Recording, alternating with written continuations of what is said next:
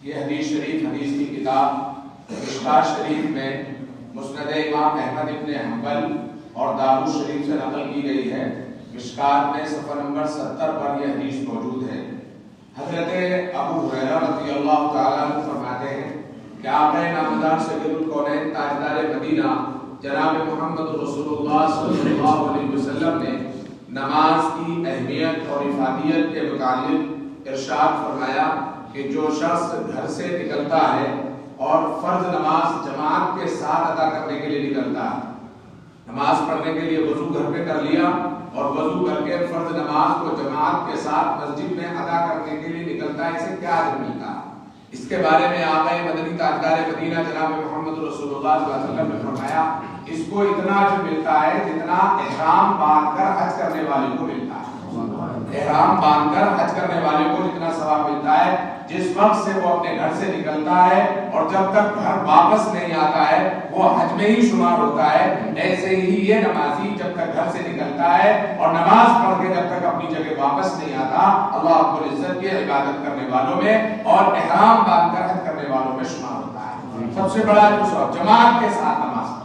جماعت کا اہتمام کرنا، جماعت کی بڑی فضیلت حدیث پاک میں آئی ہے۔ ایک بزرگ ہے محمد بن سماحہ رحمۃ اللہ علیہ، وہ فرماتے ہیں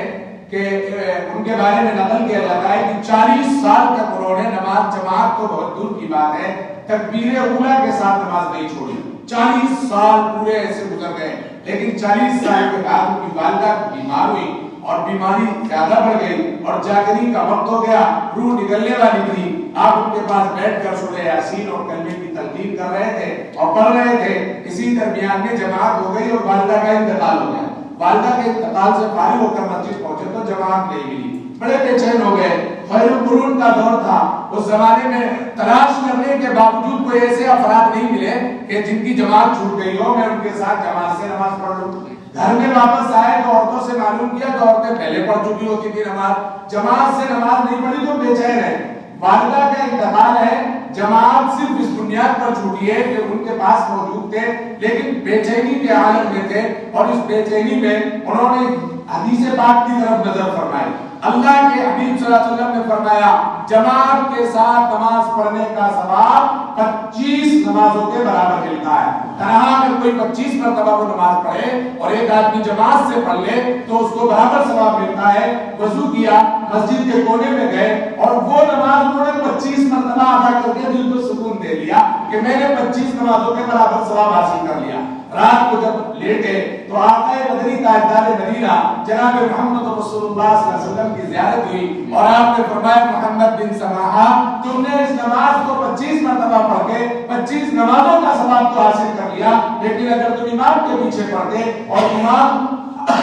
سورہ فاتحہ کو ختم کرتے ہوئے والضالین کہتا اور وہ آمین کہتا اور تم آمین کہتے اور فرشتے آمین کہتے، اس آمین پر اللہ نے مغفرت کا وعدہ کیا، وہ آمین کہاں سے لاؤ گے؟ وہ آمین تمہیں نہیں مل پائے گی۔ معلوم ہے کہ جماعت کا سبب نہیں مل سکتا ہے، اس لیے جماعت کا اہتمام کرنا چاہیے اور جماعت سے نماز پڑھنی چاہیے۔ ایک مرتبہ کا واقعہ لکھا ہے کتاب میں کہ ایک صاحب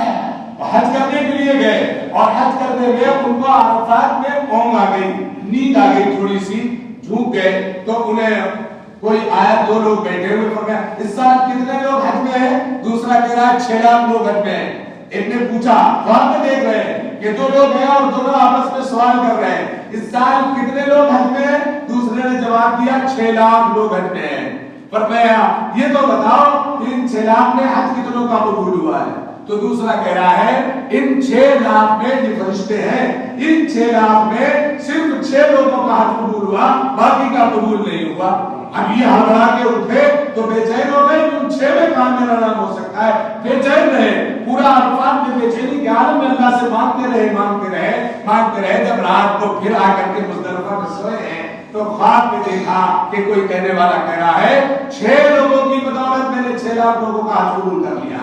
6 لوگوں کی معلوم ہے جماعت میں کوئی ایک بندہ ایسا آ گیا جس کی نماز قبول ہو رہی ہے، اگر ہم جماعت سے پڑھ رہے ہیں تو اس کی بدولت ہماری بھی نماز قبول ہوگی۔ 6 کی بدولت 6 لاکھ کا حج قبول ہو سکتا ہے اور 2 کی بدولت 100 لوگوں کی نماز جماعت کے ساتھ قبول کیوں نہیں ہوگی؟ ہمیں اللہ سے امید رکھنی چاہیے۔ تو پہلی بات تو فرمائی جماعت کا یہ مطلب ہے۔ دوسرا فرمایا ومن خرج الى جو شخص چاش کی نماز جو 9 بجے کے قریب 8:30 بجے 9 بجے پڑھی جاتی ہے، جو چاش کی نماز پڑھنے کے لیے مسجد میں جائے گا یا نفل نماز پڑھے گا، گھر پہ پڑھے گا، فرمایا اس کو اتنا اجر ملے گا جتنا عمرہ کرنے والے کو اجر و ثواب ملتا ہے۔ عمرہ کرنا، لوگ عمرے میں بھاگے چلے جا رہے، مشقتیں اٹھا رہے، برداشت کر رہے، اور مسجد میں گھر چھوڑ کر یا گھر میں ہی 4 رکعت چاش کی، یا دکان میں 4 5 6 رکعت 4 6 رکعت چاش کی، یا مسجد میں آ کر کے 4 رکعت نہیں پڑھ پا رہے ہیں اور اتنے بڑے اجر و ثواب سے محروم ہو رہے ہیں۔ تیسری چیز اللہ کے حبیب جناب محمد رسول اللہ صلی اللہ علیہ وسلم نے فرمایا کہ صلاۃ علی اسری صلاۃ، ایک نماز کے بعد دوسری نماز اس طرح جماعت سے پڑھے،